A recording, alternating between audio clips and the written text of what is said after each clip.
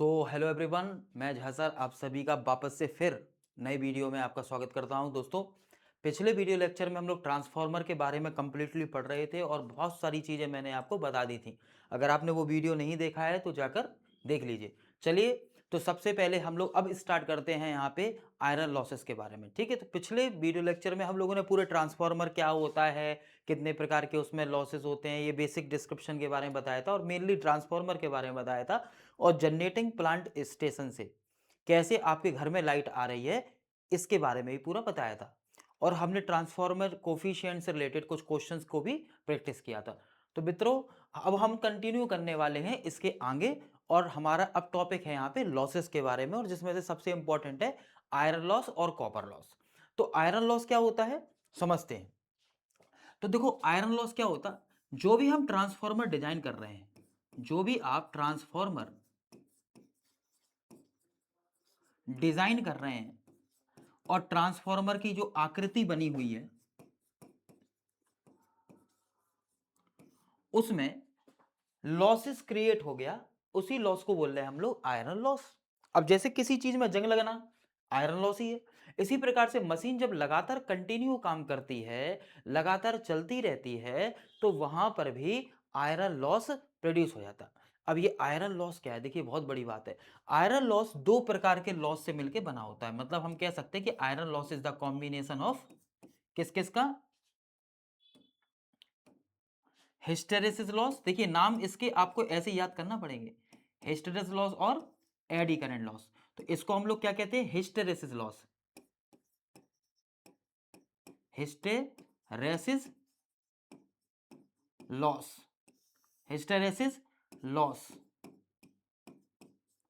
और इसको क्या बोलते हैं, इसको बोलते हैं बेटा एडी करंट लॉस। क्या बोलते हैं, एडी करंट लॉस। ठीक, लेकिन ये नाम इंग्लिश में लिखने में ज्यादा अच्छे लगते हैं। ये तो उन लोगों के लिए बता रहे हैं जिन्होंने कभी सुना नहीं, तो उनको इससे याद हो जाएगा। तो इसको हम लोग बोलते हैं हिस्टेरेसिस लॉस। ठीक है, इस बात को आप लोग याद रखेंगे। और इसको हम लोग क्या बोलते हैं बेटा, एडी करंट लॉस।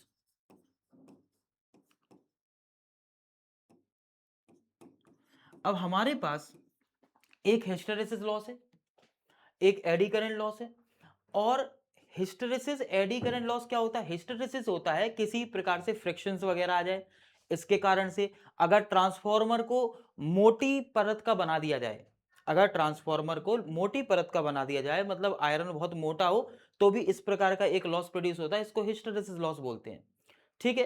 अच्छा, एडी करंट लॉस कब क्या होता है, आपने सुना होगा भंवर। भंवर मतलब क्या होता है, एक प्रकार से जैसे साइक्लोन टाइप का आ जाना है। जैसे मान लीजिए बरसात के दिनों में छत पे पानी भर जाता है, तो एक पाइप होता है और पाइप में जाली लगी रहती है, और पानी जब उसमें जाता है तो कैसे जाता है, एडीज बना के, यानी कि भंवर बना के उसमें पानी एंटर करता है उस पाइप में। इसी को बोलते हैं एडी करंट। तो एडी क्या है, एक प्रकार से भंवर, करंट क्या है, धारा, और लॉस इसके कारण होने वाला नुकसान। तो इसी प्रकार से ट्रांसफार्मर में दो कॉइलों के बीच करंट का भंवर बन जाता है। जब करंट का भंवर बन जाता है, तो इस प्रकार से उत्पन्न होने वाले लॉस को हम लोग कौन सा लॉस कहते हैं बेटा, इसी लॉस को हम लोग कहते हैं एडी करंट लॉस। ठीक। क्वेश्चन यह भी है कि इसको रिड्यूस कैसे करें, मतलब रिड्यूस का मतलब खत्म कैसे करें इस लॉस को। देखिए, खत्म तो किसी भी लॉस को नहीं किया जा सकता, इसको कम किया जा सकता है। तो कम करने को हम लोग बोलते हैं रिड्यूस, और खत्म करने को हम लोग बोलते हैं पूरी तरीके से एलिमिनेट कर देना। तो एलिमिनेट नहीं किया जा सकता, रिड्यूस किया जा सकता है। किसी भी मशीनरी में जो लॉस होता है वो रिड्यूस होता है, कभी भी एलिमिनेट नहीं होता। उसे कम किया जा सकता, खत्म नहीं किया जा सकता। But we can try to best कि इसको कितना रिड्यूस कर पाए उतना हम करते हैं। ठीक, तो ये क्वेश्चन आता है कि आयरन लॉस कितने प्रकार के, भाई आयरन लॉस, हिस्टेरेसिस लॉस और एडी करंट लॉस को मिला के ही आयरन लॉस बनता है। और आयरन लॉस मैंने बताया था ये कैसा लॉस है, ये बेटा एक कांस्टेंट लॉस है। इसको आप रट लो बिल्कुल, कांस्टेंट लॉस। कांस्टेंट लॉस मतलब ये होता ही है, ये लॉस होता ही है, कोई भी व्यक्ति इस लॉस को खत्म नहीं कर सकता है। ये कांस्टेंट लॉस है। ठीक। एक कॉपर लॉस होता है, वो वेरिएबल है, वो कम ज्यादा हो सकता है, लेकिन कांस्टेंट लॉस तो फिक्स है, ये होता ही है। ठीक, ये डिपेंड करता है मशीन पर। अच्छा, हिस्टेरेसिस लॉस जो होता है और एडी करंट लॉस जो होता है, बात आती है इसको रिड्यूस कैसे करें। रिड्यूस, रिड्यूस तो hysteresis loss can be reduce by using the transformer of silicon steel. अगर हम इसे बनाने में सिलिकॉन स्टील का प्रयोग करें, किसका उपयोग करें? सिलिकॉन स्टील का। तो हमें ये किसका बनाना होगा? हमें इसको डिजाइन किसके द्वारा करना पड़ेगा? सिलिकॉन स्टील का बनाना पड़ेगा। इस पॉइंट को आप याद कर लो, सिलिकॉन स्टील। तो ये क्वेश्चन पेपर में आता है कि ट्रांसफॉर्मर में हिस्टेरेसिस लॉस को रिड्यूस करने के लिए ट्रांसफॉर्मर को किसका बनाना चाहिए? सिलिकॉन स्टील का बनाना चाहिए। अभी मैं बता रहा हूं सिलिकॉन स्टील क्या होता है, समझो भाई, बहुत इंपॉर्टेंट है। सिलिकॉन स्टील क्या होता? जब भी हम आयरन में क्या मिला देते हैं? सिलिकॉन मिला देते हैं। क्या मिला देते हैं? सिलिकॉन। और ये सिलिकॉन कितना होता है? Approximate 0.5 to 4%। अब ये तो थोड़ा सा मैं डीप भी चला गया आपको समझाने के लिए, क्योंकि पेपर में ऐसे क्वेश्चन बन जाते हैं अक्सर, तो फिर भी आपको पता होना चाहिए। जब भी आयरन में, अगर नॉर्मल आयरन का बनाएंगे तो भाई बहुत खतरनाक हो जाएगा ये तो इसमें सिलिकॉन मिलाया जाता है। इस सिलिकॉन मिलाने से क्या होता है? इसमें यह लॉस रिड्यूस हो जाता है। तो कितने मात्रा में सिलिकॉन मिलाना चाहिए? ये मात्रा में कितनी मात्रा में मिला होता है? ये मिला होता है बेटा 0.5 to 4%। कितना? 0.5 to 4%। ठीक है, इस पॉइंट को, ये 0.5 to 4% क्या लिखा? सिलिकॉन की मात्रा। काहे की मात्रा है? ये सिलिकॉन की मात्रा मैंने नोट कराई है आपको। सिलिकॉन की वैल्यू है, ये Fe की नहीं। तो सिलिकॉन होता है 0.5 to 4%। जैसे 100 रुपए में अगर हम 0.5 to 4 रुपीज मिला दें तो और अच्छी बात है, हम लोग 102 103 का भी सामान ले सकते हैं, नहीं तो ले नहीं पाएंगे। तो वही चीज इसमें होती है कि आयरन जो हमारे पास था, इसमें सिलिकॉन वगैरह मिला दिया इतने परसेंट में, तो इसमें थोड़ी सी और मजबूती भी आ गई। इसके साथ ही साथ इसमें हिस्टर लॉस रिड्यूस हो गया। नेक्स्ट आता है AD current loss. Eddy current मतलब भंवर बनना। अब इन भंवर को हमें कम करना है, इन लॉसेस को हमें कम करना है, रिड्यूस करना है। इसके लिए क्या करेंगे? तो बेटा अगर इसको रिड्यूस करना है तो एक बात को आपको ध्यान देना चाहिए। क्या बात ध्यान देना चाहिए? एडी करंट लॉस को रिड्यूस करने के लिए, यानी कि कम करने के लिए, हमें यहां पर ट्रांसफॉर्मर में थिन लेमिनेशन करना पड़ता है। क्या करना पड़ता है? Thin lamination. क्या करना पड़ता है? Thin lamination. रट लो, थिन लेमिनेशन क्या होता? पतली पट्टी का बनाना चाहिए। क्या, कैसा बनाना चाहिए? पतली पट्टी का। तो यहां पे थिन लेमिनेशन मतलब पतली पट्टियां इसमें यूज करना चाहिए।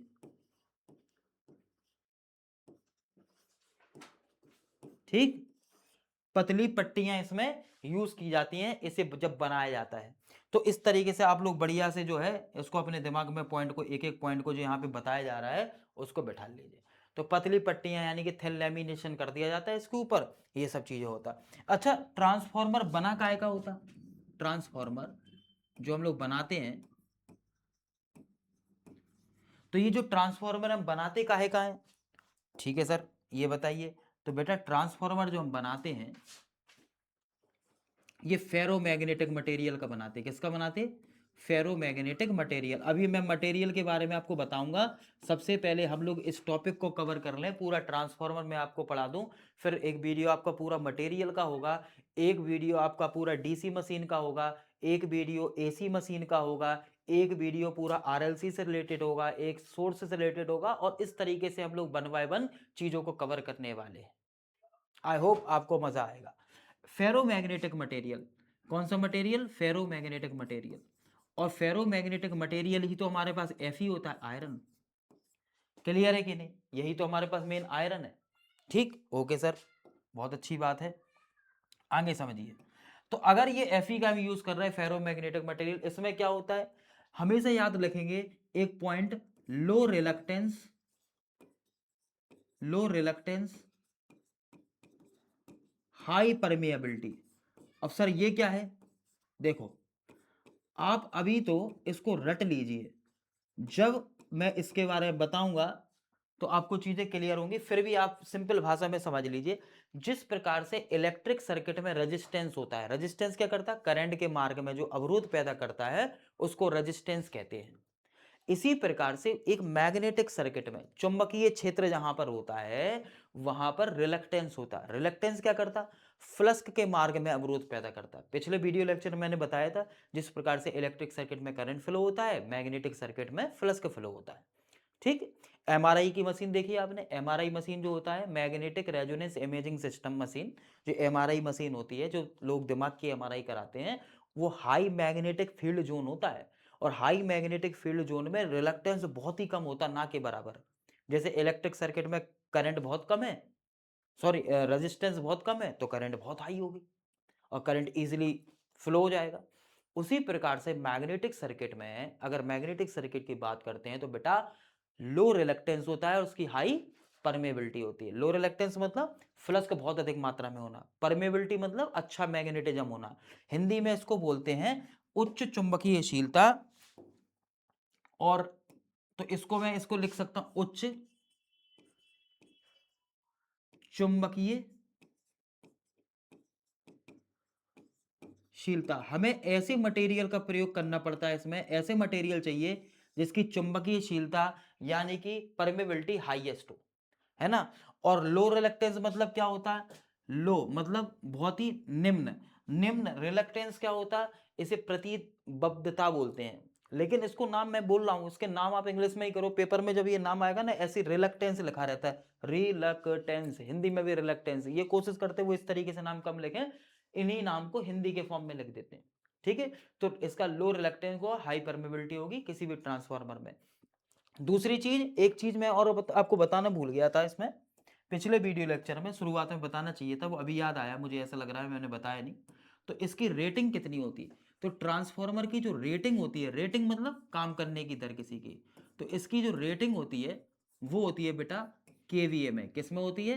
केवीए मतलब किलो वोल्ट एम्पियर में, रट लो बिल्कुल, केवीए में। ये क्वेश्चन आता है ट्रांसफार्मर की रेटिंग जो होती है वो किस में होती है? केवीए में होती, किलोवाट में होती, केवीएआर में होती, या एनी ऑफ द अबव। तो आंसर होगा केवीए। ठीक है, क्या होगा आंसर? केवीए, रट लीजिए। और जितनी भी मोटरें हैं यानी कि डायनेमिक मशीन है, मतलब जो रोटेटिंग मशीन है, उन सभी में, उन सभी की रेटिंग किलो वाट में होती है, के डब्ल्यू में होती है। लॉजिक क्लियर है कि नहीं? कितनी किस में होती है? किलो वाट में होती है। ये बात आपको बहुत अच्छे से पता होना चाहिए डियर।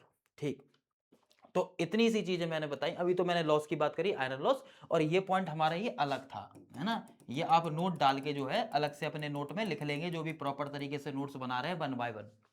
क्लियर है? तो transformer is made of ferromagnetic material. काय का बना होगा? Ferromagnetic material. इसमें लो रिलक्टेंस होता है, हाई परमेबिलिटी मतलब उच्च चुंबकीयशीलता। इसकी रेटिंग केवीए में होती है। ट्रांसफॉर्मर में आने वाले जो लॉस होते हैं वो दो प्रकार के हैं, आयरन लॉस और कॉपर लॉस। तो आयरन लॉस हम लोग पढ़ रहे हैं। आयरन लॉस जब हम डिजाइन करते हैं तो इसमें दो प्रकार के लॉसेस का अक्सर ध्यान देना चाहिए, मतलब आयरन जब भी हम आयरन से बनाते हैं तो इसमें एक आयरन लॉस होता है जो आयरन लॉस मिक्सचर है, हिस्टेरेसिस लॉस और एडी करंट लॉस का। हिस्टेरेसिस लॉस जो होता है वो सिलिकॉन स्टील के द्वारा, अगर हम सिलिकॉन स्टील के द्वारा इसे बनाएं तो इसको हम रिड्यूस कर सकते हैं। जबकि एडी करंट लॉस को हम कैसे रिड्यूस कर पाएंगे? थिन लेमिनेशन के द्वारा, पतली पट्टियां बनाकर। क्लियर है? चलो साहब, इतनी बात आपको क्लियर हो गई होगी। तो हम आगे बढ़ते हैं और बेटा अब समझते हैं कि हिस्टेरेसिस लॉस क्या है।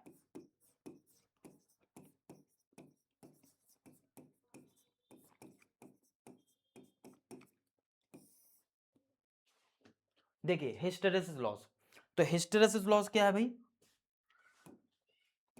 हिंदी में भी लिख देते हैं आपके लिए।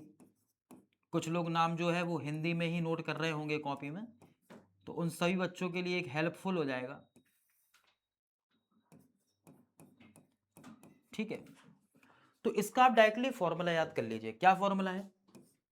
वी पी एच बराबर, या पी एच प्रोपोर्शनल टू, ये डेरिवेशन से सब निकल के आता है, लेकिन आपके सिलेबस में ये सब डेरिवेशन नहीं है। आपको तो कॉन्सेप्ट आना चाहिए कि जो भी ट्रांसफार्मर हम बनाते हैं, जो भी हम किसी प्रकार का ट्रांसफार्मर बना रहे हैं, डिजाइन कर रहे हैं, वो कोई भी ट्रांसफार्मर हो सकता है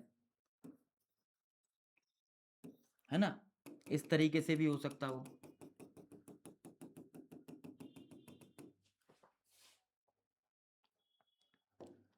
यहां पर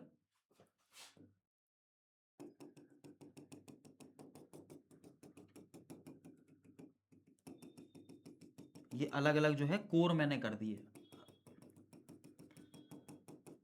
अभी ट्रांसफार्मर के डिजाइनिंग के बारे में ही पढ़ेंगे। तो इस तरीके से हम अगर बनाए इसका एक बेसिक सर्किट, तो ये 3 कोर ट्रांसफार्मर बन गया। खैर, तो कोई भी ट्रांसफार्मर तो चाहे ऐसा हो सकता है, कई प्रकार के होते हैं, तो इसमें जो लॉस है वो तो फिक्स है कि भाई इस प्रकार के लॉस आएंगे। तो हिस्टर लॉस जो होता है पी एच प्रोपोर्शनल टू, ये होता है बी एम की पावर एक्स और एफ और टी, और यहाँ पे होता है हमारे पास V। इस V का मतलब होता है वॉल्यूम, है ना। तो hysteresis loss per unit volume, ऐसा आप लोग कह सकते हैं। वॉल्यूम मतलब कि भाई कितना बड़ा है घन मीटर में, है ना, कितना बड़ा है वो, तो उसमें लॉस उस हिसाब से आएगा। तो हिस्टर लॉस Bm की पावर x Ft होता है। इसमें x क्या है, अक्सर पेपर में पूछते हैं कि हिस्टैरिसीस लॉस में x क्या होता है। तो बेटा x की वैल्यू जो होती है, x की वैल्यू होती है 1.6 से लेके 2.5 तक, और इस x को हम लोग बोलते हैं स्टेनमेंज कांस्टेंट। स्टेनमेंज कांस्टेंट नाम आपको ऐसे याद करना है। हिस्टैरिसीस लॉस में x क्या होता है, तो स्टेनमेंज कांस्टेंट। एक वैज्ञानिक थे स्टेनमेंज, उन्होंने डेरिवेशंस के माध्यम से इसको पूरा बताया था, और इसमें एक रिलेशन दिया था कि इसके वैल्यू 1.6 से लेकर 2.4 होती है। मोस्ट इंपॉर्टेंट है, ये परीक्षा में अक्सर पूछा गया है, ये मोस्ट इंपॉर्टेंट है। आप इस वैल्यू को याद कर लो, रट लो बिल्कुल, कि हिस्टैरिसीस लॉस जो होता है उसमें स्टेनमेंज कांस्टेंट का मान कितना होता है, 1.6 से लेकर 2.5। कई जगह 1.6 से लेकर 2.4 भी ऑप्शन मतलब इस तरीके से बन जाता है, तो भी कोई फर्क नहीं पड़ता। ठीक है, तो ये ऑप्शन आपको हट के ही देखने को मिलेगा और आप टिक लगा देंगे।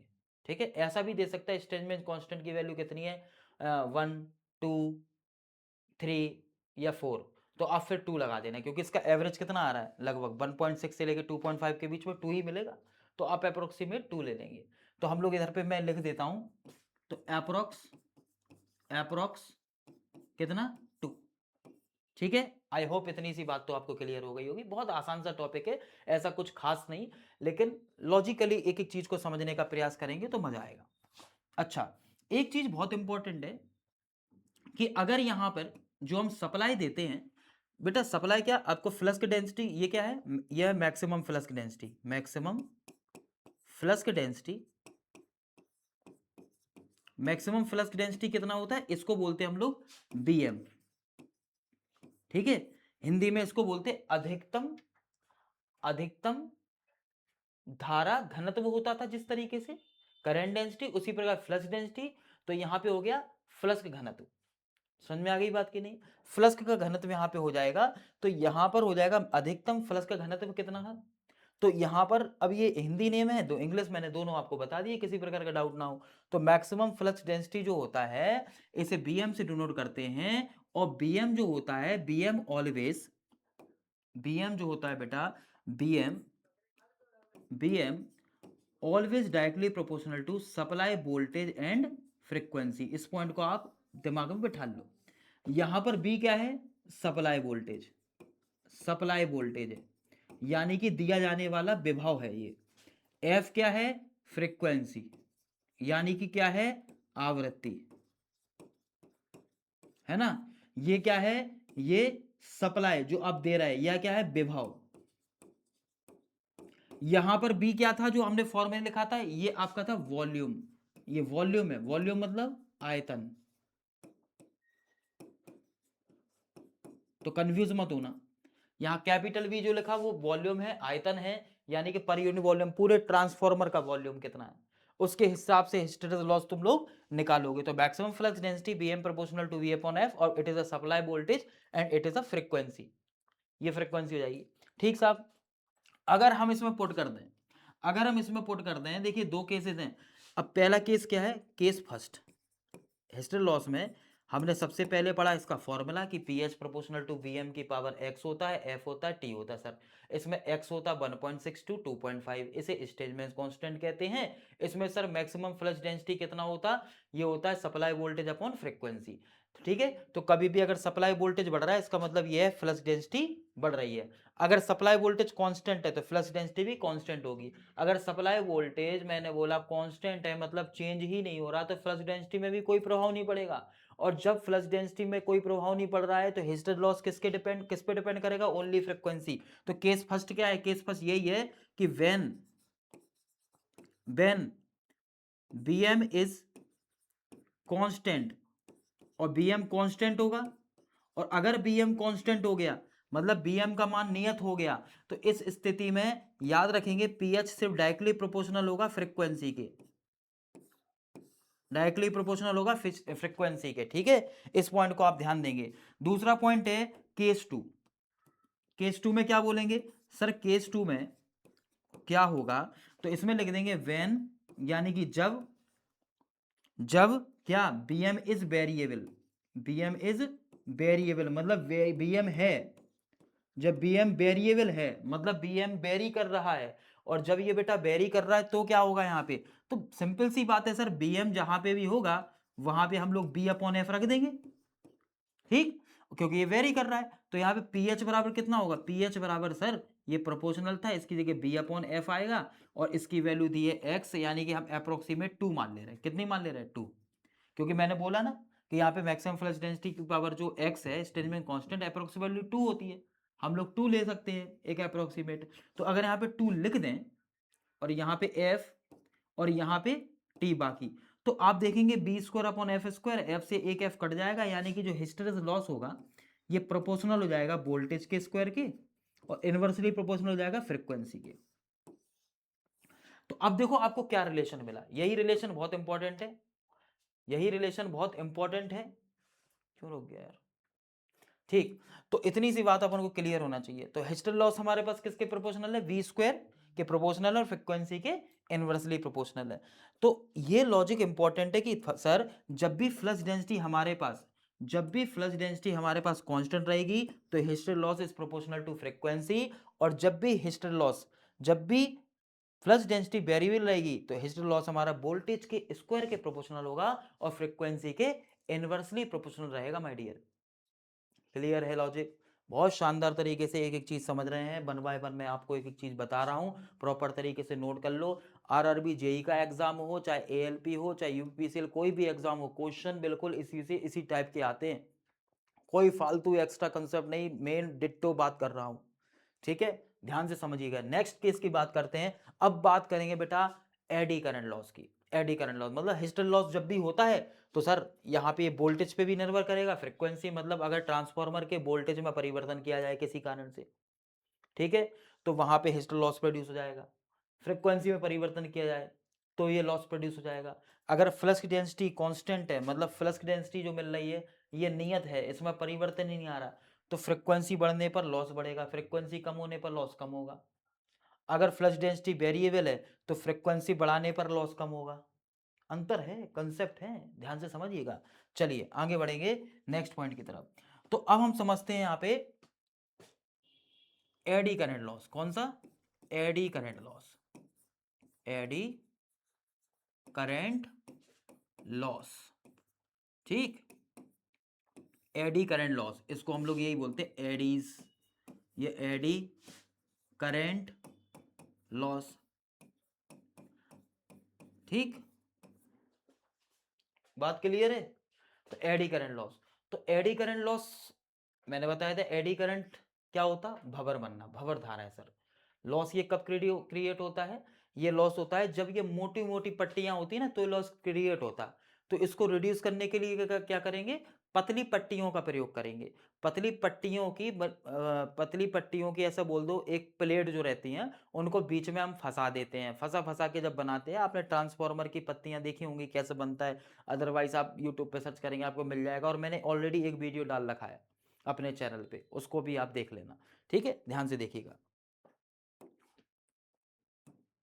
तो एडी करंट लॉस क्या होता है? एडी करंट लॉस की जब भी हम बात करते हैं तो यहां पर इसका फॉर्मूला क्या है? P proportional to B M की पावर, बी एम का square, F square, T square, और कैपिटल वी। तो आपको सब पता है यहाँ पे कौन क्या है, नहीं पता है तो आप नोट कर लीजिए। ये क्या है? मैक्सिमम फ्लक्स डेंसिटी, है ना, अधिकतम फ्लक्स डेंसिटी। ये आवृत्ति है यानी कि फ्रीक्वेंसी होती है।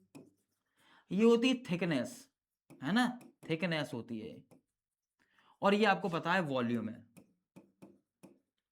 ये वॉल्यूम है, ठीक है, ये तो लिखा ही दिया, ये तो एडी करंट लॉस है ही। तो अगर बेटा इसमें भी हमारे पास दो केस बनेंगे, कितने केस बनेंगे? दो केस बनेंगे। क्या केस फर्स्ट क्या है? केस फर्स्ट सिंपल सा है, केस फर्स्ट सिंपल सा है कि अगर हमारे पास फ्लक्स डेंसिटी कैसी है? इज कांस्टेंट, या तो ये कांस्टेंट होगी, कांस्टेंट मतलब नियत होगी, नियत। और दूसरा केस क्या है? केस टू, फ्लक्स डेंसिटी यहां पे जो यानी कि बीएम की बात करें, BM flux density is variable, variable कर रहा, वेरिएबल मतलब परिवर्तित हो रही है, परिवर्तित। ठीक, दो केस ही तो है। तो भाई अगर ये सर बीएम कांस्टेंट है तो सिंपल सा मतलब है कि बीएम पे तो ये निर्भर ही नहीं कर रहा, और जब ये बीएम पे निर्भर नहीं कर रहा तो पीई किसके प्रोपोर्शनल है? पी डायरेक्टली प्रोपोर्शनल है एफ स्क्वायर के, पी डायरेक्टली प्रोपोर्शनल है एफ स्क्वायर के। लॉस एक बहुत बड़ा टॉपिक है, बहुत इंपॉर्टेंट टॉपिक है, क्वेश्चन इससे काफी बनते हैं पेपर में, इस बात को ध्यान देना। पी बराबर अगर इसकी बात करें तो इसमें कितना आएगा? ये प्रोपोर्शनल है सर, इसकी जगह रख देंगे वी अपॉन एफ का स्क्वायर, ये तो ऐसे, ये एफ स्क्वायर, ये टी स्क्वायर, और ये बाकी v। तो एफ स्क्वायर से एफ स्क्वायर कट जाएगा, यानी कि सिंपली अगर प्रोपोर्शनलिटी की बात करें तो ये बी स्क्वायर के प्रोपोर्शनल होगा। आ गई बात समझ में? तो अब देखो, इसमें फ्रीक्वेंसी के स्क्वायर के प्रोपोर्शनल, इसमें सप्लाई वोल्टेज के स्क्वायर के प्रोपोर्शनल। ठीक, जबकि हिस्टरेसिस लॉस की अपन ने बात करी थी बेटा, हिस्टरेसिस लॉस में फ्रीक्वेंसी के प्रोपोर्शनल हो रहा था हिस्टरेसिस लॉस जब फ्लक्स डेंसिटी कांस्टेंट थी, और जब फ्लक्स डेंसिटी वेरिएबल थी तो यहां पर वोल्टेज के स्क्वायर के प्रोपोर्शनल और फ्रीक्वेंसी के इनवर्सली प्रोपोर्शनल हो रहा था। आगे बात समझ में आपको? तो ये आपको अगर याद हो जाए तो बहुत अच्छा रहेगा, क्योंकि पेपर में इससे क्वेश्चन बनते हैं, एडी करंट लॉस और हिस्टरेसिस लॉस। तो अब हम क्या कर रहे हैं, इसका एक चार्ट टाइप का मैं आपको बनवा दे रहा हूं, है ना? उसे देख के तो आपको बिल्कुल दिमाग में बैठ ही जाना है, कहीं से निकल ही नहीं सकता फिर दिमाग में। तो यहां पर अपने पास बेटा दो प्रकार के लॉस है, एक तो फ्लक्स डेंसिटी जब कैसी हो? कांस्टेंट, तो फ्लक्स डेंसिटी कैसी है? कांस्टेंट। और जब फ्लक्स डेंसिटी वेरिएबल, तो कांस्टेंट का मतलब मालूम है नियत हो, फ्लक्स डेंसिटी कांस्टेंट का मतलब मालूम है नियत हो, और अगर वेरिएबल की बात कर रहे हैं इसका मतलब जब बार बार परिवर्तित हो, यानी कि बार बार चेंज हो रही हो। तो इस स्थिति में अगर हम लोग बात करें तो हमें ये निकालना है। देखो, तो आपके लिए एक मैं चार्ट बना दे रहा हूं यहाँ पे। हम्म,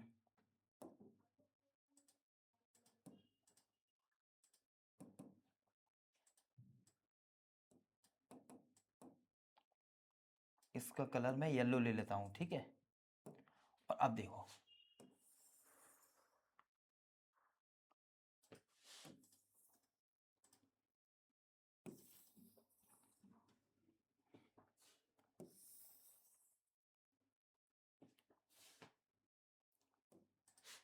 ठीक, तो यहां पर ये हो गया। अब यहां पे मैं क्या लिख रहा हूं? यहां पे मैं लिख रहा हूं कि हमारे पास लॉसेस, कौन सा लॉसेस?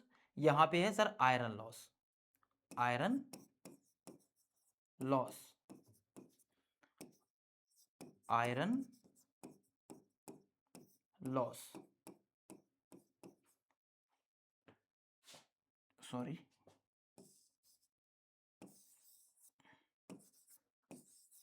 हिस्टेरेसिस लॉस है ना, आयरन लॉस तो हम लोग पढ़ ही रहे हैं, तो इसमें कौन सा लॉस लिख लेंगे? Hysteresis loss.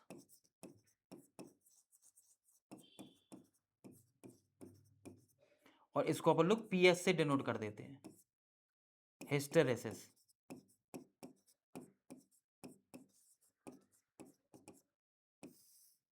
लॉस।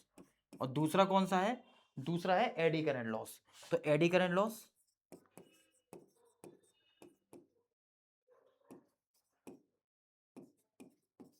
इसे काहे से डिनोट करते हैं हम लोग? पीई से डिनोट करते हैं, तो एडी करंट लॉस।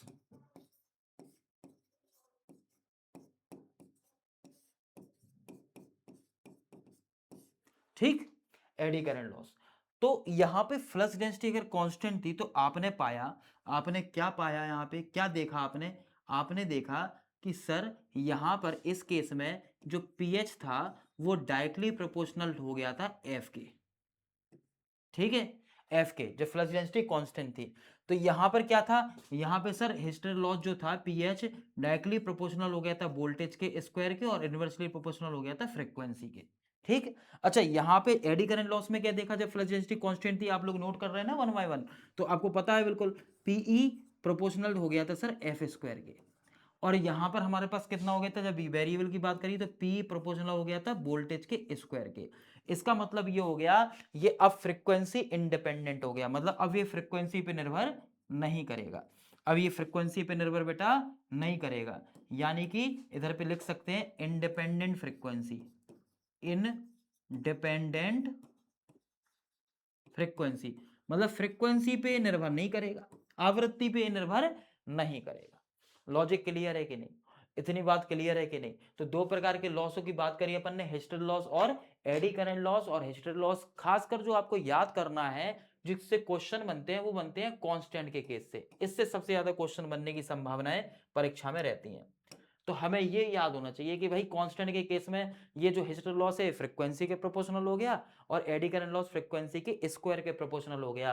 तो अगर इस प्रोपोर्शनल साइन को हटाएंगे तो क्या मिलेगा बेटा, जब इस प्रोपोर्शनल साइन को हटाएंगे तो हमें मिलेगा पी एच बराबर के एच इंटू एफ। यहां पे के एच क्या होता है, इसे बोलते हैं हिस्टेरेसिस कोफिशिएंट। क्या बोलते हैं, हिस्टेरेसिस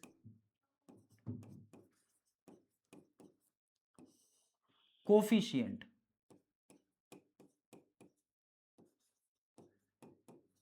है ना। आप लोग इंग्लिश में ही लिख लेना, ज्यादा बेहतर लगता है, हिस्टेरेसिस कोफिशिएंट, है ना। जो इंग्लिश मीडियम वाले हैं, जो हिंदी मीडियम वाले बच्चे हैं, वो उन्हें देखने में थोड़ा सा लगेगा, लेकिन याद तो करना पड़ेगा, आसानी से याद हो जाता है क्योंकि हिस्टेरेसिस लॉस है तो हिस्टेरेसिस कोफिशिएंट होगा। इसकी बात करेंगे तो पीई बराबर आएगा के ई और यहाँ पे एफ स्क्वायर। तो इसको क्या बोलेंगे, eddy current, eddy current coefficient, है ना, कोफिशिएंट। ठीक है, एडी करंट कोफिशिएंट और हिस्टेरेसिस कोफिशिएंट। आई होप इतनी सी बात तो आपको बेहतरीन तरीके से समझ में आ गई होगी। ठीक है, तो चलो अब हम क्वेश्चन सॉल्व करेंगे। आपको बस ये फॉर्मूला याद होना चाहिए जो मैंने बताया, और इस फॉर्मूले के आधार पर क्वेश्चन आसानी से सॉल्व हो जाते। आपको पीएच प्रोपोर्शनल टू एक तो एफ याद होना चाहिए और एडी करंट लॉस का PH proportional to F square होना चाहिए। क्लियर है कि नहीं। कई सारे परीक्षा में इसके क्वेश्चन देखने को मिलते हैं और अलग अलग प्रकार से क्वेश्चन यहाँ पे परीक्षा में आ जाते हैं। ठीक है कि नहीं। तो चलो हम लोग क्वेश्चन लेते हैं एक और इस क्वेश्चन को सॉल्व करने का प्रयास करेंगे, आगे बढ़ते हैं। तो अब हमारे पास जो क्वेश्चन है, क्वेश्चन नोट न करेंगे सब लोग। एक क्वेश्चन है कि एक 50 केवीए का ट्रांसफार्मर, एक मैं क्वेश्चन लेके आता हूं आपके सामने, एक क्वेश्चन लिख लेता हूं कि एक 50 केवीए का ट्रांसफार्मर है। सबको विजिबल तो है ना, अच्छे से सबको एक एक पॉइंट दिख रहा है। एक 50 केवीए का ट्रांसफार्मर है और इसमें आपको हिस्टेरेसिस और एडी करंट लॉस दिए गए हैं। वो कितने दिए गए हैं, इसमें हिस्टेरेसिस लॉस पीएच बराबर दिया है 50 वाट और एडी करंट लॉस पीई बराबर दिया है 80 वाट। ध्यान से समझना, बहुत अच्छा क्वेश्चन है। ठीक है, ट्रांसफार्मर की रेटिंग मैंने बोला केवीए में होती ना, केवीए में होती। अगर ये मोटर होता तो इसमें फिर किलो वाट लिखा होता, लेकिन खैर ट्रांसफार्मर की बात कर रहे हैं, यहाँ पे लिख देगा कि 50 केवीए का है, 25 केवीए का है, 10 केवीए का है, या 100 केवीए का है, 500 केवीए का है। केवीए शब्द जरूर लिखा होगा, या 1 केवीए का है। ठीक, और उसमें हिस्टेरेसिस लॉस इतना है और एडी करंट लॉस इतना है। और इस केस में किसके लिए है, जब फ्रीक्वेंसी कितनी है, जब फ्रीक्वेंसी है पूरी 50 हर्ट्ज। कितनी है, 50 हर्ट्ज। तो इसमें क्वेश्चन ये आ गया कि बताइए कि 60 हर्ट्ज पे, 60 हर्ट्ज पे हमारे पास आयरन लॉस क्या आएगा। मतलब हमें क्या निकालना, हमें आयरन लॉस निकालना है। आयरन लॉस कितना होगा, कितने पे, एट एट 50 हर्ट्ज पे, सॉरी 60 हर्ट्ज पे, 50 पे तो दिया ही है आपको, 60 हर्ट्ज पे। थोड़ा सा लॉजिकली ध्यान से देखना, मजा आ जाएगा। अगर ये क्वेश्चन लगा लोगे तो पेपर में आने वाला क्वेश्चन तो हलवा लगेगा आपको, बिल्कुल आसान लगेगा। तो ये पूछा है आपसे, ठीक है ना, कि 60 हर्ट्ज पे आयरन लॉस क्या होगा। आपको बहुत अच्छे से मालूम है कि iron loss is the combination of hysteresis loss and eddy current loss. कि आयरन लॉस सर जो होता है वो हिस्टेरेसिस लॉस और एडी करंट लॉस को मिला के ही बनता है। ये बात आपको बहुत अच्छे से मालूम है। तो जब हम इसकी बात कर रहे हैं, हमें 50 हर्ट्ज की फ्रीक्वेंसी पे हिस्टर लॉस दिया और एडी करंट लॉस दिया, 50 केवीए का ट्रांसफॉर्मर है, कोई दिक्कत नहीं, हमें इस 50 केवीए को जाने दो आप भाड़ में। ठीक, आपसे तो ये पूछा है कि भाई हमें आयरन लॉस बताओ 60 हर्ट्ज पे कितना हो, सीधी सीधी बात करो सर और काम अपना हो जाए। ठीक है भैया, कैसे करेंगे? Hysteresis loss eddy current loss 50 hertz पे दिया, बेटा आपको फॉर्मूला मालूम है, क्या मालूम? अभी मैंने लिखा था पी एच बराबर के H into F, flux density constant है, पीई बराबर के ई इंटू एफ स्क्वायर। ठीक है, अभी मैंने बताया, आप लोग नोट कर रहे हैं वन बाय वन। तो हिस्टर लॉस कितना है? के एच एफ है, एडी करंट लॉस कितना है? के ई एफ स्क्वायर है।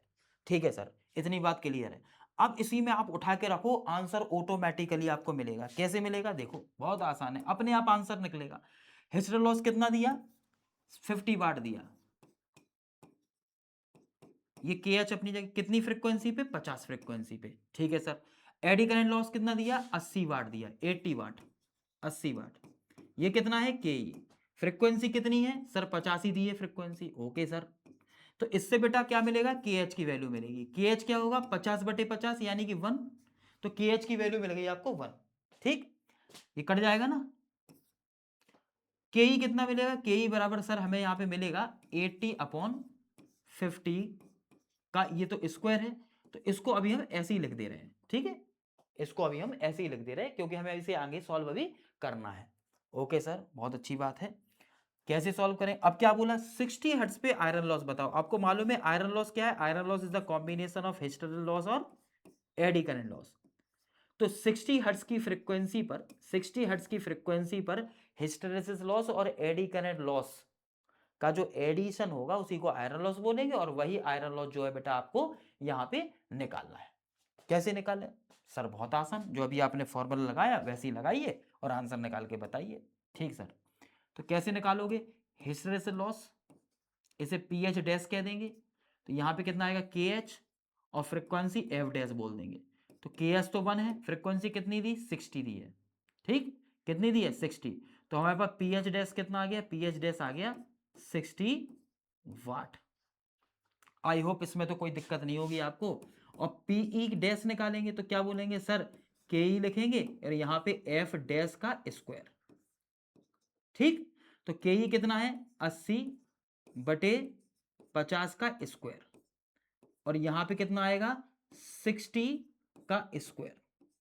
ठीक है बेटा, तो ये 80 है, यहां पे हो जाएगा 3600, ये हो जाएगा 2500। बेसिक मैथमेटिक्स की कैलकुलेशन आप करेंगे यहां पे और आंसर बताएंगे। तो जब आप इसे 000 से 00 कैंसिल हो जाएगा, ये 80 है, ये 36 है, और कैलकुलेट करके बताइए कि पी डैश यहां पे आपको कितना मिलेगा। तो जब आप कैलकुलेट करेंगे तो ये आएगा निकल के 115.2 वाट, यानी कि 115.2 वाट। ये निकल के आ गया हमारे पास पीई डैश। अच्छा, पी एच डैश हमारे पास ये निकल के आया, तो सर पी एच डैश और पी डैश हमने इसको बोल दिया है, पी एच डैश और P dash. P H dash कितना मिल रहा सर? ये मिल रहा 60 वाट। ये कितना है बेटा? ये 115.2 वाट। तो दोनों को अगर हम मिला दें तो कितना होगा? ये मिलेगा सर 175.2 वाट। यानी कि हमारे पास जो अब निकल कर आया है, ये प्योर आंसर निकल के आ गया, और ये निकल के आ गया आयरन लॉस, यानी कि हमारे पास नया कितने पे, कितनी फ्रीक्वेंसी पे? 60 हर्ट्ज पे। 60 हर्ट्ज पे निकल के आ गया 175.2 वाट। आई होप आपको अच्छे से समझ में एक एक चीज आ गई होगी। जो लोग कंटिन्यूटी के साथ एक एक क्लास को अच्छे से समझते हैं, देखते हैं, परखते हैं, जानते हैं, और कंटिन्यूस वे में एक एक चीज नोट करते जाते हैं। ठीक है, क्लियर इतनी बात? तो ये निकाल लिया क्या हमने? ये निकाल लिया बेटा हमने कौन सा लॉस? ये निकाल लिया हमने आयरन लॉस। ठीक है, ध्यान से देखिएगा, सबको समझ में आ रहा है? आप ही लोगों से मैं बात कर रहा हूं। ठीक है, टाइमिंग कितना हुआ? ठीक, बहुत शानदार। तो क्लास चूंकि कंटिन्यू चलती रहती है, मुझे पता नहीं चल पाता, मुझे लगता है कि भाई एक लिमिटेड टाइम में मैं आपको ज़्यादा से ज़्यादा चीज़ें दे पाऊँ। ठीक है, तो इसीलिए थोड़ा आप लोग स्क्रीनशॉट भी लेते रहिएगा इन सब चीज़ों का। ठीक है, चलो आगे बढ़ते हैं और अब हम समझते हैं कुछ फॉर्मूलों के बारे में। तो एक इस टाइप का क्वेश्चन है, इसका क्वेश्चन क्या था, इन अ 50 केवीए ट्रांसफॉर्मर, आप लोग लिख लीजिए क्वेश्चन, शॉर्ट में लिख लिया होगा कई लोगों ने, इन अ 50 केवीए ट्रांसफॉर्मर, पहले इंग्लिश में बोल देता हूं और फिर हिंदी में भी, in a 50 KVA transformer comma hysteresis loss and eddy current loss are, hysteresis loss and eddy current loss are 50 watt and 80 watt respectively, 50 watt and 80 watt respectively at 50 hertz frequency, at 50 hertz frequency. So determine iron loss, so determine iron loss at 60 hertz frequency, determine iron loss at 60 hertz frequency.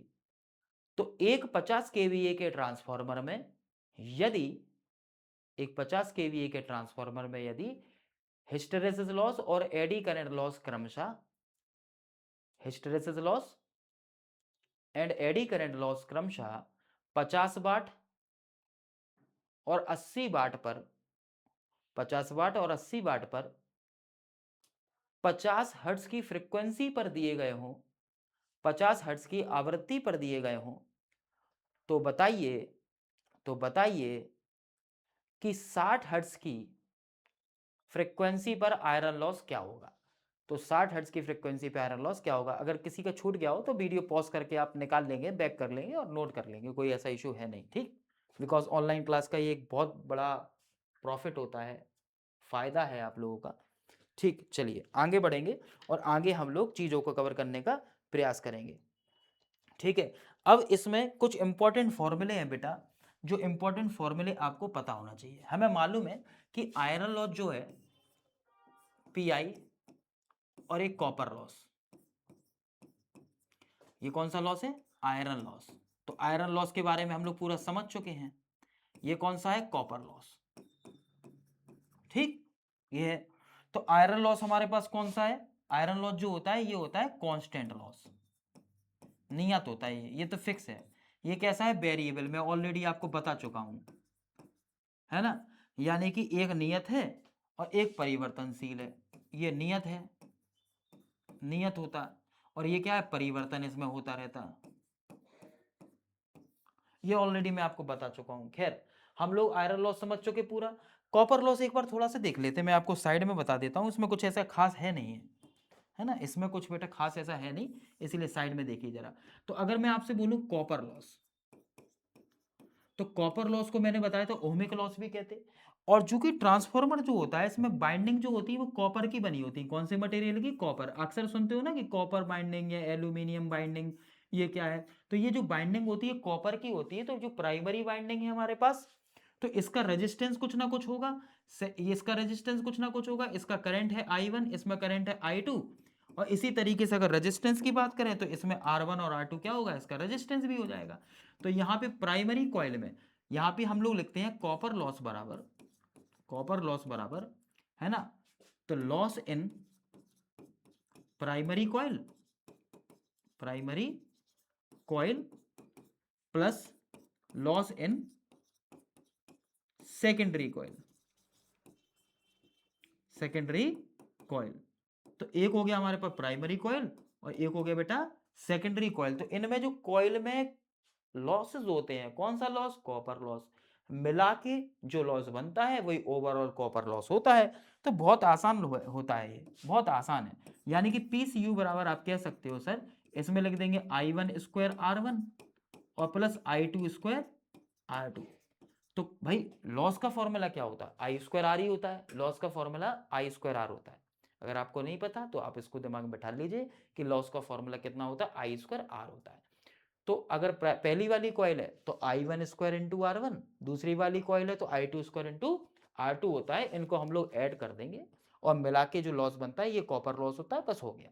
और ये चूंकि यहां पर अगर ये step down transformer है तो इसमें नंबर ऑफ टर्न्स कैसे होंगे, शुरू में नंबर ऑफ टर्न्स ज्यादा होंगे, और अगर ये स्टेप अप ट्रांसफॉर्मर है तो बाद में नंबर ऑफ टन ज्यादा होंगे, फेरों की संख्या बाद में ज्यादा होंगी। पता ही है ये तो बात आपको बहुत अच्छे से। तो भाई जब जहां पर भी फेरों की संख्या ज्यादा होंगी तो वहां पर रेजिस्टेंस भी ज्यादा प्रोड्यूस हो जाएगा, क्योंकि ज्यादा वो घूमेगा ना इस तरीके से, इंडक्टेंस भी होगा, रेजिस्टेंस भी ज्यादा होगा। तो जब रेजिस्टेंस ज्यादा होगा तो ये लॉस भी ज्यादा हो जाएगा।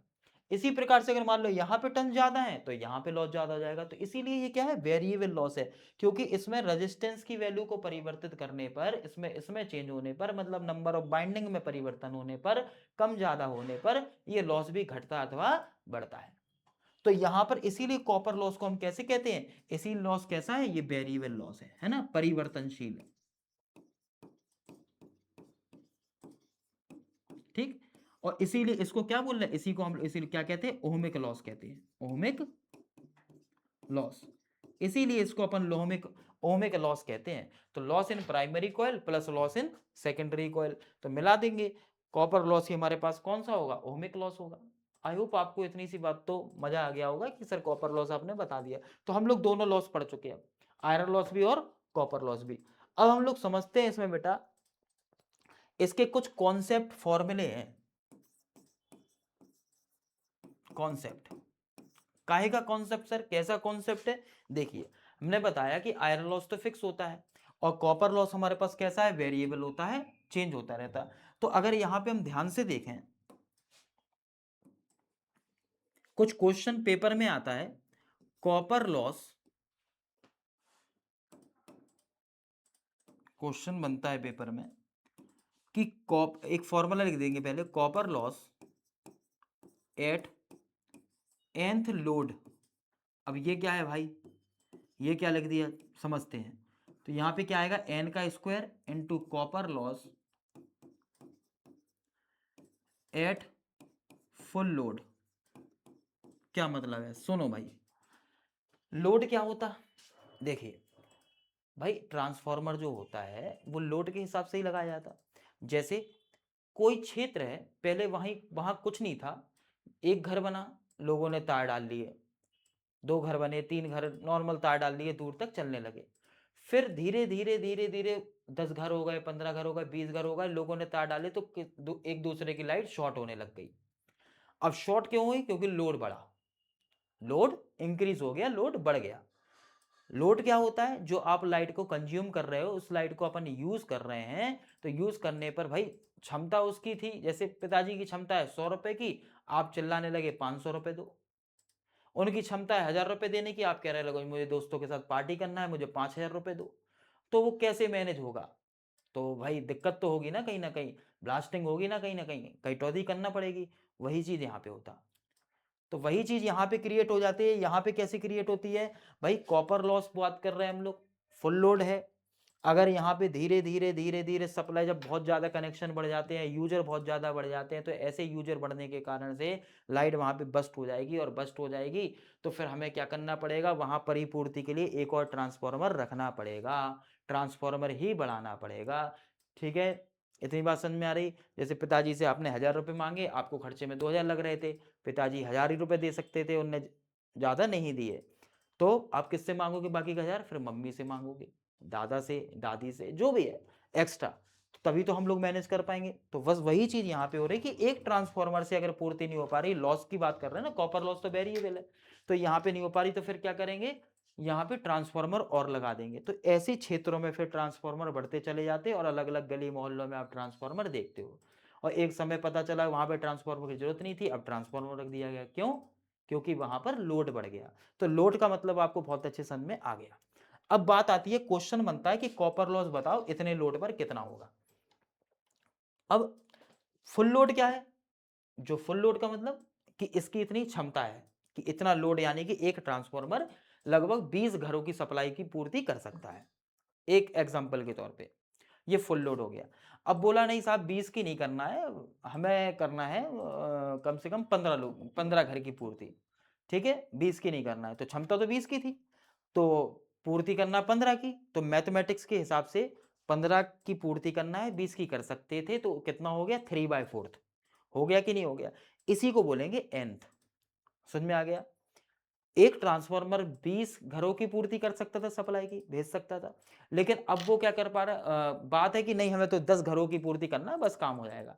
तो अब कितना है, हाफ लोड, यानी कि पूरा दे सकता था, हाफ ही लोड हो गया, यानी कि 10/20 कर दो, तो 1/2 आ गया।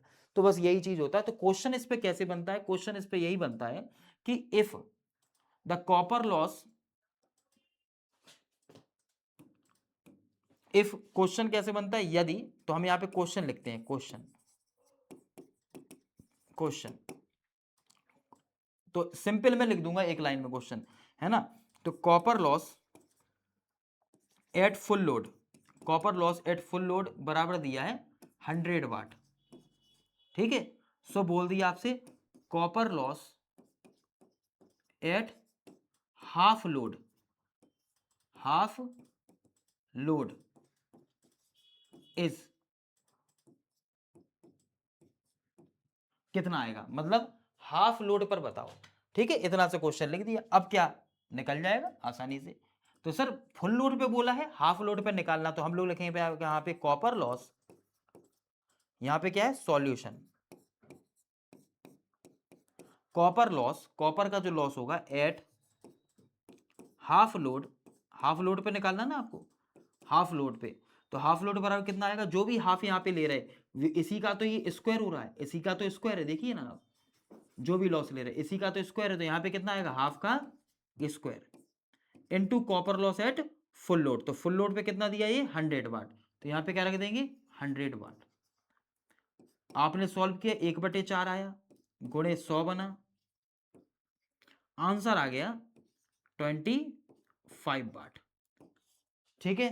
तो यहां पर हाफ लोड में बेटा आ जाएगा 25 वाट, यानी कि अगर हम लोग 100 वाट फुल लोड था, तो अगर आधे घरों में ही सप्लाई गई तो ये और भी कम जाएगी, 25 ही वाट जाएगी। क्लियर है कि नहीं। तो ये कंसेप्ट है बहुत important, copper loss at full load बराबर copper loss at half load. ये आप 1 बाय 1 एक एक चीज जो है प्रॉपर तरीके से अपनी कॉपी में है नोट करते चलिए, प्रॉपर तरीके से अपनी कॉपी में नोट करते चलिए बेटा, ठीक है। इसी तरीके से क्वेश्चन बनते हैं 1 बाय 1। तो यहां पे ऐसी कॉपर लॉस एट 7/8 लोड, तो 7/8 का स्क्वायर कर दोगे। कॉपर लॉस एट 1/3, तो 1/3 का square into copper loss full load, कैसे भी क्वेश्चन बन सकता है। यहाँ पे मैं एक एक क्वेश्चन सॉल्व करा दे रहा हूँ, और बाकी हम लोग जो पीपीटी लेके आएंगे, अभी मैं सीरीज लेके आऊंगा कंप्लीटली 100 क्वेश्चन की, वो लाइन से हम लोग 100 क्वेश्चन लगा लेंगे, मजा आ जाएगा, ठीक है। Transformer, DC machine, AC machine, material, इस पे 100 नंबर की सीरीज रहेगी पूरी। फिर इसके बाद बेसिक इलेक्ट्रिकल सर्किट जो रहता है, जिसमें हम लोग पढ़ते हैं नेटवर्किंग के बारे में, आरएलसी सर्किट के बारे में, टू पोर्ट नेटवर्क क्या होता है, कैसे काम करता है, स्टार डेल्टा, कुछ थ्योरम के क्वेश्चन भी होते हैं, सर्किटरी से रिलेटेड कंसेप्ट होते हैं, है ना। आरएलसी के और रजिस्टिविटी, कंडक्टिविटी, कंडक्टेंस, और इसमें भी परमेबिलिटी, परमिटिविटी से रिलेटेड कंसेप्ट बनते हैं, वो बताएंगे आगे चल के। तो उसकी भी 100 क्वेश्चन की सीरीज लेके आएंगे। इसी प्रकार से पावर सिस्टम हम यूज़ कर सकते हैं, कंट्रोल सिस्टम है, और भी सही कई सारी चीज़, सिग्नल सिस्टम से रिलेटेड टॉपिक है, मेजरमेंट बहुत इंपॉर्टेंट है, मेजरमेंट मापन से। तो ऐसे ऐसे 100 क्वेश्चन की एक सीरीज लेके आएंगे, 500 क्वेश्चन, वो 500 क्वेश्चन घोल के पी लेना, पेपर में वही मिलना है, इसके अलावा कुछ नहीं, वही पढ़ लेना। पूरा एएलपी के 75 नंबर का पेपर आता है, 75 में से लाना पड़ते हैं 27 क्वेश्चन। इसी प्रकार से आरआरबी जेई का पेपर होता है, उसका भी अपना एक क्राइटेरिया है, आराम से आप क्रैक कर लोगे, ठीक। तो ये तो हो गया कोर। फिर इसके अलावा बहुत सारी चीज़ें पढ़ना है, एनालॉग इलेक्ट्रॉनिक्स क्या है, डिजिटल क्या है, 1 बाय 1 हम चीज़ों को समझने का प्रयास करेंगे, देखने का प्रयास करेंगे, ठीक है। इतनी बात समझ में आ रही है, चलो आगे कंटिन्यू करते हैं जरा। एक फॉर्मूला आप लिखेंगे, maximum concept of maximum efficiency, है ना। मैक्सिमम इफिशिएंसी क्या होता भाई, अधिकतम, अधिकतम इफिशिएंसी,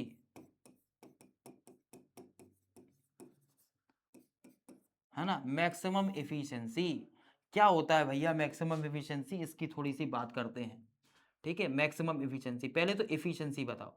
इफिशिएंसी बराबर होता है बेटा output power upon input power transformer में, और ये फॉर्मूला आपको याद हो जाना चाहिए। तो इफिशिएंसी की जब भी बात करेंगे, तो आउटपुट पावर क्या होता है, वी आई कॉस फाई, ठीक है, और बेटा इनपुट पावर क्या होता है, इनपुट पावर का मतलब जैसे अगर यहाँ पे मैं लिख दूं तो आउटपुट अपॉन, ये इनपुट का मतलब होता है आउटपुट प्लस लॉसेस, है ना। आउटपुट जो भी इनपुट दिया, 100 रुपए आपके पास थे, 20 रुपए रास्ते में गिर गए, 80 रुपए आपके पास बचे, तो 80 बचा वो आउटपुट है, 100 इनपुट था, अब 20 का लॉस हो गया ना, तो इनपुट को क्या लिख सकते हैं, 80 जो बाद में बचे और 20 का नुकसान जो हो गया, तो वही तो लिखेंगे अपन इनपुट में। तो इस तरीके से, तो इसको ये जो निकल के आता है output V I cos phi है, यहां पे भी लिख देंगे वी आई कॉस फाई, और यहां पे लॉसेस के रूप में दोनों आते हैं, आयरन लॉस प्लस के कॉपर लॉस। ठीक, इतनी बात क्लियर है। तो यहां पर बेटा एक टर्म और लगा देंगे। अब तुम कहोगे ये क्या है सर, आप तो एक्स्ट्रा बताते जा रहे हैं बहुत। नहीं, एक्स्ट्रा नहीं है, कॉन्सेप्ट है सब। एक्स टर्म लगा दिया, और यहां पे भी हमने एक एक्स लगा दिया, एक्स स्क्वायर लगा दिया। ठीक है, अब सर ये क्या है, बस ये समझना है थोड़ा सा। यहाँ पे भी एक्स आएगा क्या, हाँ एक्स आएगा, इसमें एक्स का मल्टीप्लाई इसी के साथ कर दिया। एक्स का मतलब होता है, एक्स का मतलब है परसेंटेज ऑफ लोडिंग, लोडिंग मतलब लोड कितना ले रहा है कोई चीज, कोई मशीन जो है वो लोड कितना ले रही है, कोई मशीन जो है वो लोड कितना ले रही, उसकी जो है यहाँ पे अपन बात कर रहे हैं। तो कोई भी मशीन लोड तो लेती है ना, तो कुछ ना कुछ परसेंट तो लेगी। अगर ये 100% लोड ले रही, इफ 100% लोड, यदि 100% लोड ले रही, तो ये इतना याद रख लो, x बराबर तुम्हारे पास आता है 1। कितना आता है, 1। 100% लोड के केस में x का मान बंद हो जाता है। इतना पॉइंट आप याद कर लो बस, बहुत आसान है, कोई दिक्कत नहीं है। अगर बोला है लोडिंग 30% ले रही, तो भाई x का मान फिर 0.3, 50% ले रही 0.5, 70% 0.7, 98% 0.98, 99% 0.99, 15% 0.15। ठीक, 100% x बराबर 1, मतलब 100/100। ठीक, x बराबर 1। सर कैसा पढ़ा रहे हैं, 100/100, 100% का। ठीक है, ध्यान से समझना। तो अगर इसको ध्यान से देखेंगे, एफिशिएंसी की अगर इसकी बात करेंगे, x बराबर 1 की बात करेंगे, तो यहाँ पे नॉर्मल सर फॉर्मूला बन जाएगा फिर। तो एफिशिएंसी बराबर नॉर्मल, यहाँ पे आ गया V I cos phi upon normal V I cos phi. ये पेपर में फॉर्मूला पूछा जाता है, याद रखेंगे। और P I plus P C U, इस फॉर्मूले को आप जो है दिमाग में बैठा लो, बैठा लोगे तो आपका ही भला हो जाएगा। ठीक है, पेपर में फॉर्मूला पूछते हैं। तो सर आपने अभी तक मैक्सिमम एफिशिएंसी नहीं बताई, ये तो एफिशिएंसी है सिर्फ, मैक्सिमम क्या है। सुनो भाई, हम लोग पढ़ रहे हैं यहाँ पे, ये तो एफिशिएंसी है। अब पढ़ेंगे condition of maximum efficiency, maximum efficiency. तो इसकी कंडीशन क्या होती, इसकी कंडीशन सिंपल है कि सर यहाँ पे पी आई बराबर नॉर्मली आता है X square P C U, है ना। ये है condition of maximum efficiency, P I बराबर X square P C U. मतलब एक्स का मान कितना होता है, एक्स का मान होता है under root P I upon P C U. तो अगर आपसे यहाँ पे पूछ ले, अगर आपसे यहाँ पे पूछ ले कि साहब बताइए कि यहाँ पे आयरन लॉस इतना है, कॉपर लॉस इतना है, लोडिंग बताओ क्या होगा, तो आप लोडिंग निकाल दोगे। तो अगर हम यहाँ पे लिखें फॉर 100% लोडिंग, 100% लोडिंग के लिए, 100% लोडिंग के लिए यहाँ पे क्या होने वाला है, 100% लोडिंग। कुछ लोग ये कह सकते हैं कि सर हिंदी में नहीं, बेटा पूछ लो, टॉपिक के नेम जो है वो इंग्लिश में ही है, इसी तरीके से याद करना, पूरा मैं हिंदी में बोल रहा हूँ। ठीक है, तो मजा आएगा, कोई ऐसा कठिन भी नहीं है, चीजें बहुत आसान तरीके से समझाने का प्रयास कर रहा हूँ। इसीलिए वन बाय वन चीजों को समझते चलिए, बढ़िया नोट करते चलिए, इसका रिवीजन करिए, और जब आप सीरीज लगाएंगे क्वेश्चन सॉल्व हो जाएंगे। ट्रांसफॉर्मर के क्वेश्चन जहां से भी लगाएंगे, किसी भी माध्यम से लगाएंगे, इससे अच्छा हमारे प्लेटफॉर्म से लगाओ। हमारे प्लेटफॉर्म से आपको डाउट भी अगर कहीं से लग रहा है कि नहीं सर ऐसा तो नहीं है, वही उसी हिसाब से लगाए, आप कहीं से भी क्वेश्चन लगा लेना, बाहर नहीं जाएगा, क्वेश्चन सारे मिलेंगे। समझ में आ रहा है कि नहीं। और प्लेटफॉर्म पे जो तैयारी करवा रहे हैं आपको, इस प्लेटफॉर्म पे जो चीज़ें दी जा रही हैं वो बहुत बढ़िया दी जा रही हैं, मुझे इतना मालूम है। ठीक है, प्रॉपर तरीके से नोट करो। तो 100% लोडिंग, तो यहाँ पर अब क्या करेंगे बेटा, जैसे 100% यहाँ पे रखेंगे तो नॉर्मल सर, फिर तो 100% रखने पर तो हमें मिल जाएगा पी आई बराबर पीसीयू, यस। तो कॉपर लॉस कभी चेंज नहीं होता, कॉपर लॉस तो हमेशा चेंज होता, आयरन लॉस कभी चेंज नहीं होता। तो जब भी चेंज होगा तो कॉपर लॉस ही चेंज होगा, आयरन तो वही रहेगा। तो इसको याद कर लो, मोस्ट इंपॉर्टेंट कंडीशन है, पेपर में पूछते हैं कि कंडीशन क्या है इसकी, मोस्ट इंपॉर्टेंट है, आयरन लॉस कॉपर लॉस। समझ में आ गई बात की नहीं? इतनी बात क्लियर हो गई कि नहीं? मजा आ रहा है, चीजें क्लियर हो रही हैं? ठीक, तो जल्दी से एक क्वेश्चन कर लेते हैं इसका, जल्दी से एक क्वेश्चन। क्या क्वेश्चन है? क्वेश्चन बेटा ये है, क्वेश्चन ये है कि यदि, यदि हिंदी में लिख दे रहा हूं मैं, यदि हमारे पास आयरन लॉस 50 वाट और कॉपर लॉस हमारे पास 100 वाट है ना, तो बताइए, तो बताइए, आप लोग पूरा नोट कर लेना, तो बताइए अधिकतम इफिशियंसी पर, अधिकतम इफिशियंसी पर, अधिकतम इफिशियंसी पर, अधिकतम इफिशियंसी पर टोटल कुल लॉस कितना होगा? कुल लॉस यानी कि टोटल लॉस कितना होगा, कितना होगा? तो इंग्लिश वालों इंग्लिश में लिख लेना, if the iron loss and copper loss are 50 watt and 100 watt respectively, so so discuss about the total loss at maximum efficiency, है ना। तो बताओ इस स्थिति में हमारे पास टोटल लॉस, कुल लॉस कितना होगा? कुल लॉस का मतलब क्या है? आयरन कॉपर मिला दो भाई, सब कुल लॉस हो गया।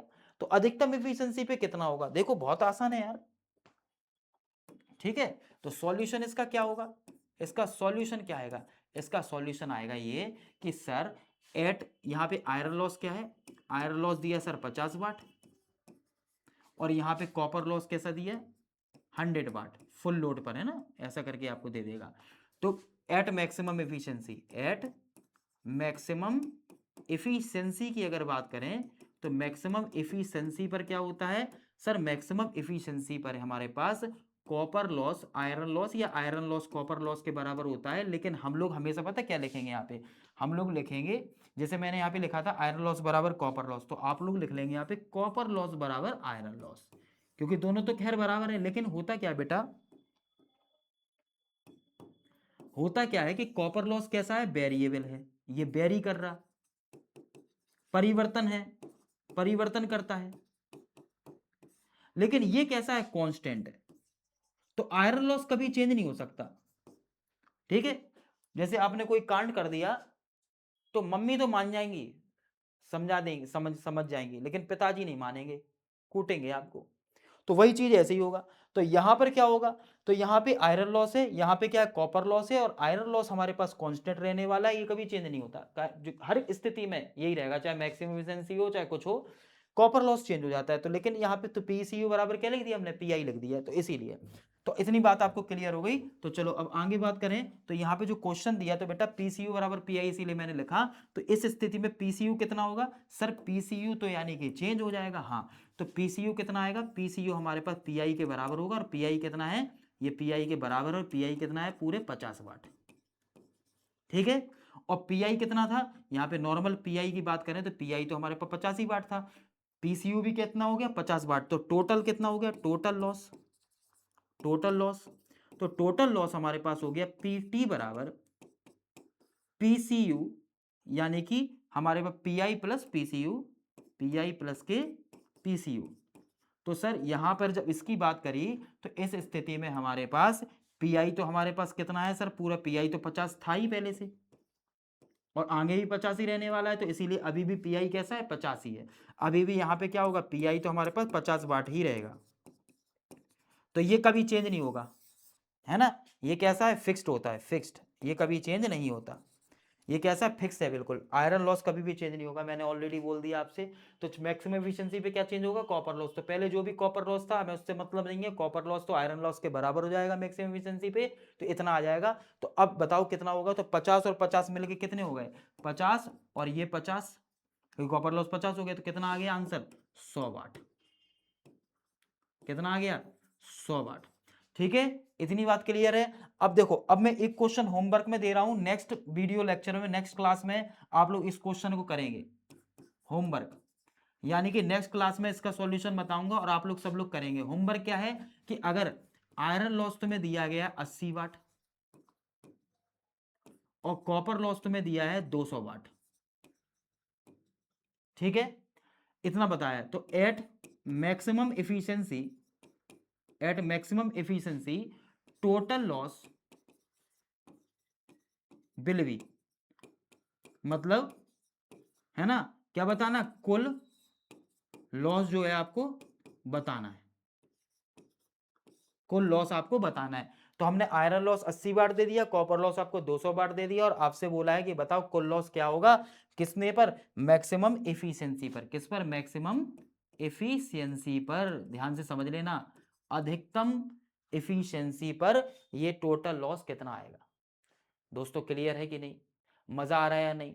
ठीक है, तो चलिए, तो हम इस क्लास को फिर एंड करते हैं, और नेक्स्ट सेशन में हम लोग इसके आगे कंटिन्यू करेंगे। ओपन सर्किट टेस्ट क्या होता है, शॉर्ट सर्किट टेस्ट क्या होता है, इसमें रेगुलेशन क्या होता है, पावर फैक्टर का इफेक्ट क्या है, इससे काफी क्वेश्चन पिछले एग्जाम्स में, परीक्षाओं में देखे गए।